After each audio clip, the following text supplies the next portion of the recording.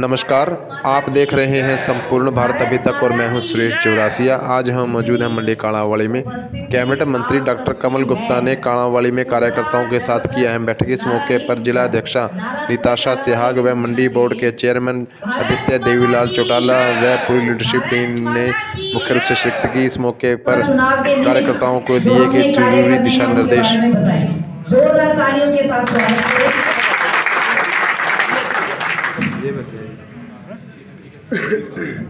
लोकसभा चुनाव के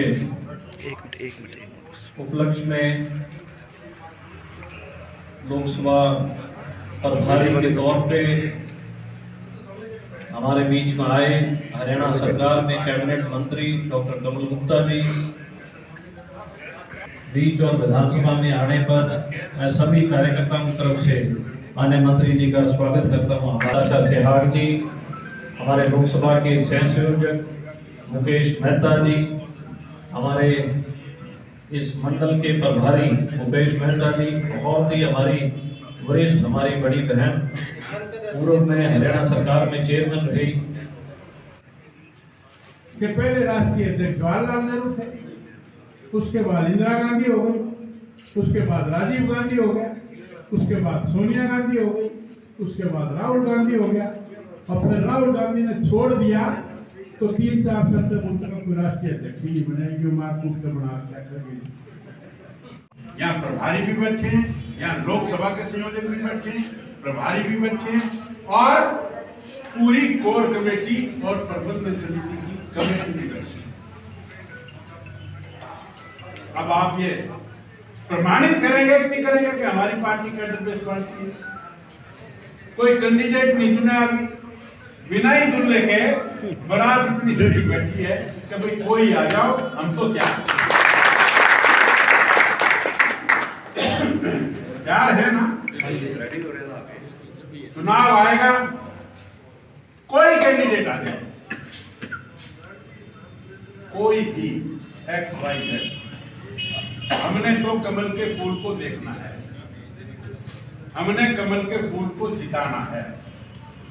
पहले जितने वोट आए थे उससे ज्यादा वोट आने चाहिए। पीछे ना, ये काम करेंगे ना? हाँ या ना? और जोर से, और जोर से।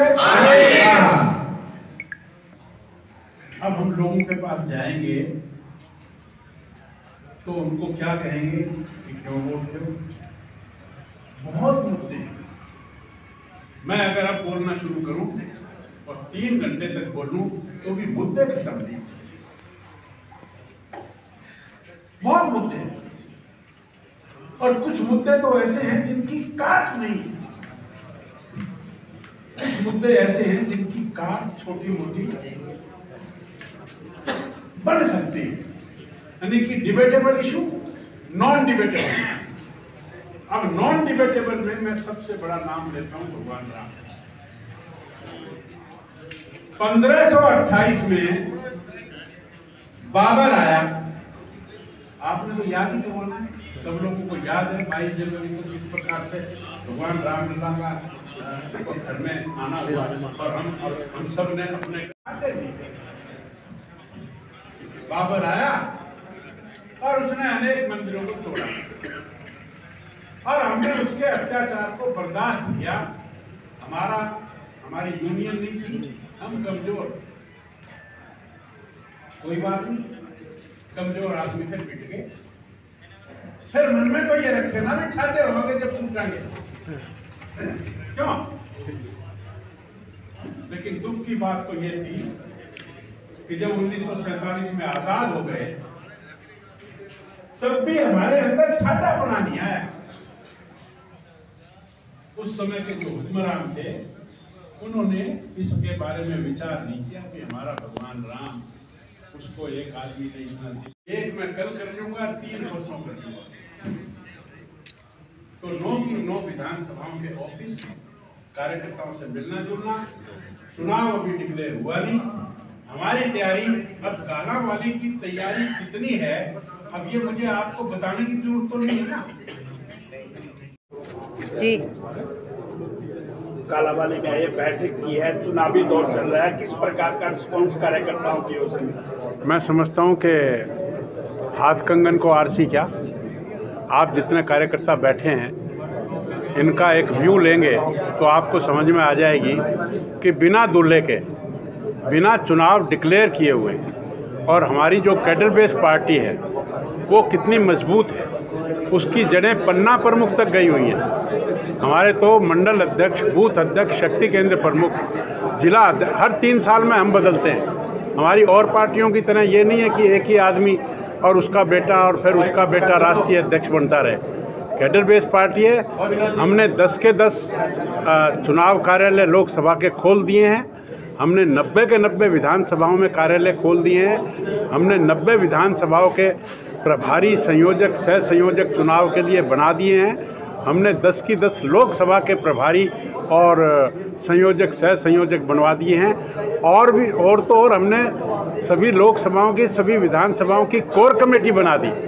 हमने सभी लोकसभा और विधानसभाओं की प्रबंधन समिति भी हमने बना रखी है। तो ये जो कालांवाली है, आज सुबह मैं सिरसा ज़िले में आया था और सुबह मैंने सिरसा में मीटिंग ली इसी प्रकार की, उसके बाद एलनाबाद में ली, फिर रानिया में ली, फिर डबवाली में ली और आज यहाँ ली।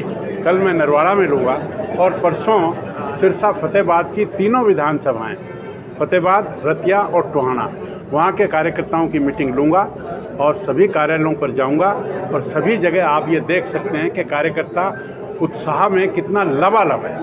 और भारतीय जनता पार्टी को 10 की 10 सीटें अधिक वोटों से, अधिक नंबर से, अधिक जोश से मिलेंगी, ऐसा मेरा मानना है। एक चर्चा सोशल मीडिया पे चल रही है कि शैलजा गुट की ओर से आज 3 सीटें लोकसभा की मांगी जा रही है और हुड्डा गुट की ओर से 5, 2 रह जाती हैं। तो देखिए, उनका जिक्र आप कर रहे हैं, मुझे तो उनका जिक्र करने का कोई औचित्य नहीं समझ में आता। अब वो कैसे लड़ेंगे, कैसे क्या करेंगे, अब उनके तो ना तो अध्यक्ष का कोई गारंटी है, ना उनके जिला अध्यक्ष बने हैं, तो उनका कोई संगठन नहीं है व्यक्ति। और फिर उनको तो धोखे से आकर विरासत की, उन्होंने 50-60 साल राज किया कुछ नहीं, भारत को तोड़ने का काम किया, भारत का पाकिस्तान बनवा दिया, बांग्लादेश बनवा दिया, कश्मीर को दिलवा दिया। और आज वो उनके जो सो कॉल्ड नेता हैं राहुल गांधी जी, वो कहते हैं मैं भारत को जोड़ूंगा। उनके पूर्वजों ने तो भारत को तोड़ने का काम किया, अब वो कौन से भारत को जोड़ने की बात कर रहे हैं। हमने धारा 370 हटा दी, आज वहाँ पर पत्थरबाजी नहीं होती है, आज वहाँ के लोग बड़े अमन चैन से रह रहे हैं। वो कौन से भारत जोड़ने की बात कर रहे हैं। अपना इतिहास देखें, अपने पूर्वजों का इतिहास देखें, उन्होंने हमेशा भारत को तोड़ने का काम किया। कई बात कर लेते हैं, कहीं ना कहीं एक बात जिक्र आता है कि कांग्रेस अपने अध्यक्ष और ब्लॉक अध्यक्ष, जिला अध्यक्ष तक नहीं।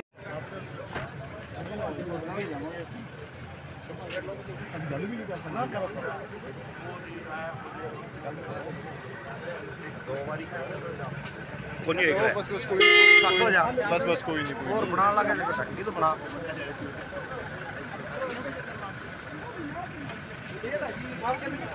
भाई बच्चों का बुरा हाल है। मोबाइल बोल